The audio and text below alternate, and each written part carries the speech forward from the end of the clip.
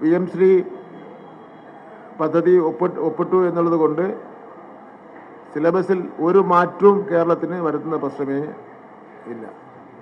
കേരളത്തിൻ്റെതായ സിലബസുമായി മുന്നോട്ട് പോകും. വിദ്യാഭ്യാസ മന്ത്രി എന്നുള്ളതിൽ ഞാൻ ഉറപ്പിച്ച് തന്നെ പറയുക.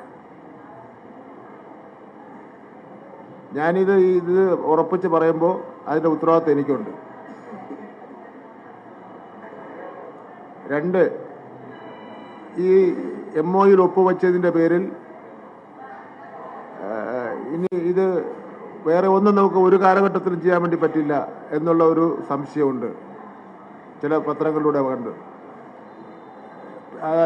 MOUയിൽ പ്രത്യേകം പറഞ്ഞിട്ടുണ്ട്, ഇരു കക്ഷികളും തമ്മിൽ ആശയവിനിമയം നടത്തി അതിലെ മാറ്റങ്ങൾക്ക് വിധേയമാണ് കാര്യങ്ങൾ എന്ന് മാത്രമല്ല, വേണമെങ്കിൽ ഇരു കക്ഷികൾക്കും കോടതിയിലും പോകാം.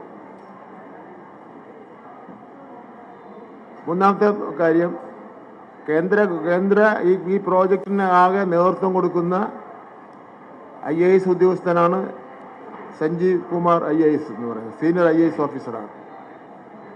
അദ്ദേഹം പറയുന്നു, NEP എന്ന് പറയുന്ന നാഷണൽ എഡ്യൂക്കേഷൻ പോളിസി ഒരു സംസ്ഥാനത്തിനെയും ഞങ്ങൾ നിർബന്ധപൂർവ്വം അടിച്ചേൽപ്പിക്കുന്നില്ല.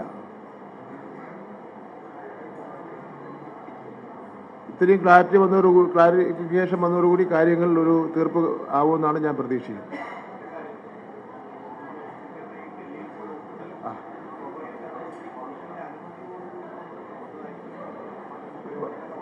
വകുപ്പിന്റെ അനുമതിയോട് എന്ന് ഒപ്പിട്ടതാണ്. വകുപ്പ് മന്ത്രിക്ക് വകുപ്പിനെ സംബന്ധിച്ചുള്ള കാര്യങ്ങൾ തീരുമാനിക്കാനുള്ള അവകാശമുണ്ട്. അത് കൃഷി വകുപ്പ് അങ്ങനെ ഒപ്പിട്ടിട്ടുണ്ട്.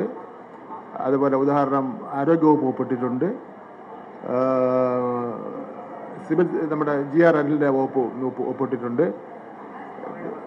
അവരുടെ പദ്ധതികൾ, പിന്നെ ഉന്നത വിദ്യാഭ്യാസ വകുപ്പ് ഒപ്പിട്ടിട്ടുണ്ട്. അതെല്ലാം കേന്ദ്ര ആവിഷ്കൃത പദ്ധതികൾ എന്ന് തന്നെയാണ് അതിൻ്റെ എല്ലാം പേരെന്ന് പറഞ്ഞാൽ. ഇതിൻ്റെ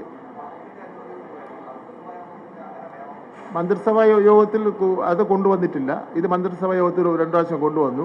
അതിനുശേഷം ഒരു അടിയന്തര സഭ വന്നപ്പോൾ പെട്ടെന്ന് ഇത് മൂവ് ചെയ്യുന്ന ഒരു സാഹചര്യം ഉണ്ടായി.